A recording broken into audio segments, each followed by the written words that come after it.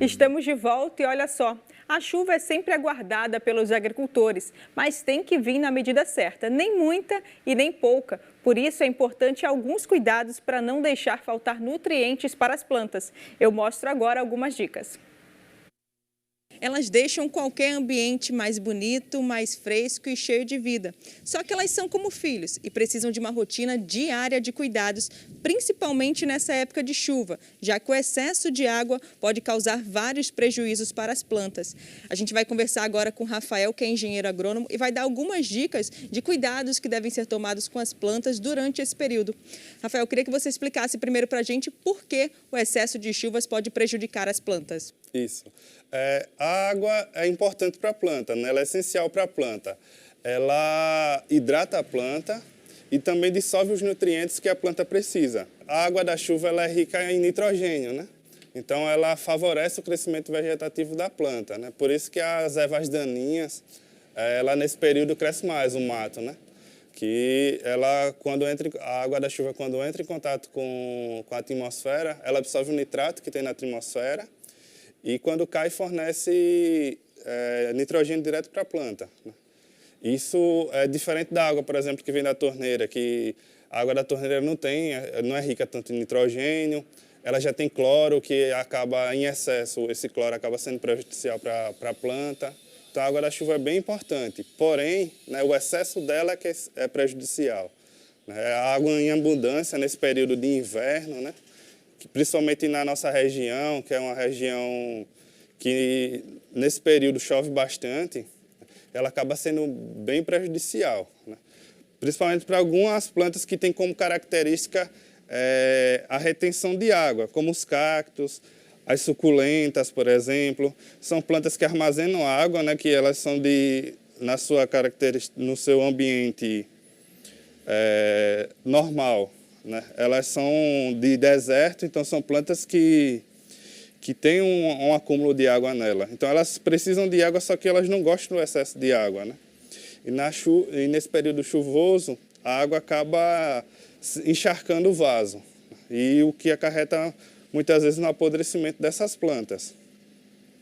Então, para que isso não ocorra, alguns cuidados devem ser tomados, né? Como, por exemplo, utilizar um substrato drenante, né? Aí, para essas plantas mesmo, o ideal seria um substrato que tenha materiais inertes, como aqui a casca de arroz, o carvão triturado. São materiais que vão permitir, e aqui a perlita também, né? São materiais que vão permitir que a água passe direto do vaso e não se acumule no vaso. Outra coisa importante é que o vaso, né, ele seja bem furado, né? Tenham bastante furos, né, para que a água escoe bem, né, que não acumule nele. Esse vaso, vocês podem ver, ele tem um pezinho, né? Esse pezinho também permite que a água não fique empoçada embaixo, né? E quando for fazer o plantio, o ideal seria colocar uma camada de drenagem no vaso. E essa camada de drenagem pode ser feita com isopor, né, quebrado, pode ser feita com pedra, com argila expandida.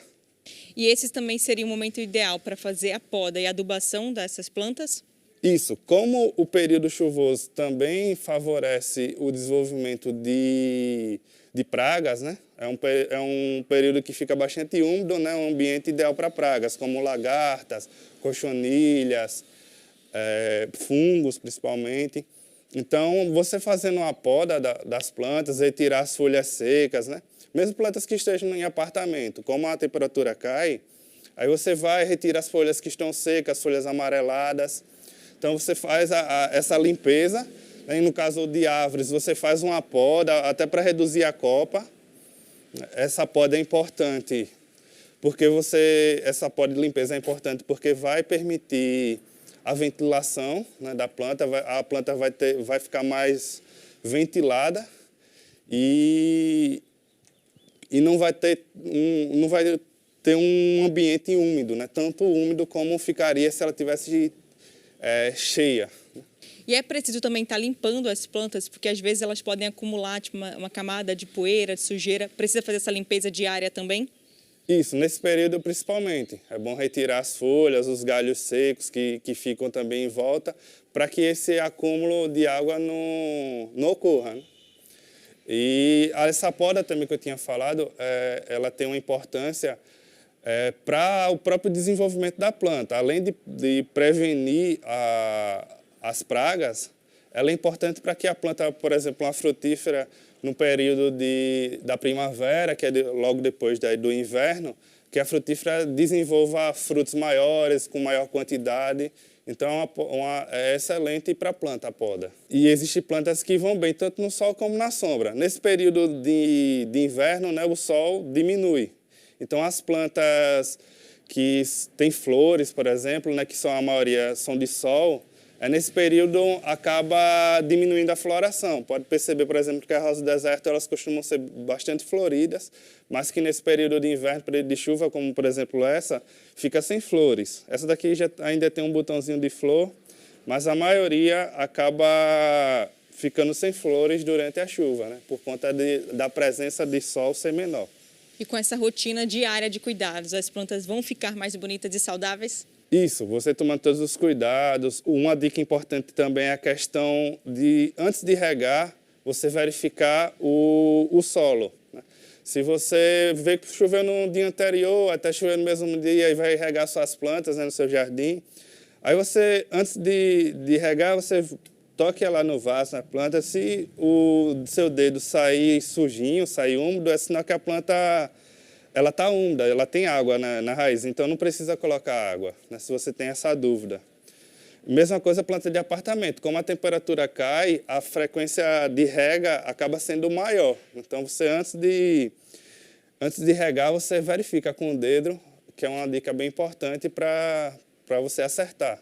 Olhar em cima, embaixo das folhas, se tem a presença de algum inseto, se tem algo diferente com a planta, se a folha está amarelando. Então, você faz essa verificação diariamente. Se detectar algum problema, você entra em contato com alguma loja especializada, algum especialista, para poder lhe indicar um produto para resolver logo esse problema. Porque quanto mais cedo você identificar o problema, mais rápido você vai conseguir solucionar, né? Mas a chance de você salvar sua planta vai ser maior. Anotou aí as dicas? Não é fácil não, elas realmente são como filhos, então é preciso muita paciência, muito amor e muita dedicação para cultivar plantas em casa.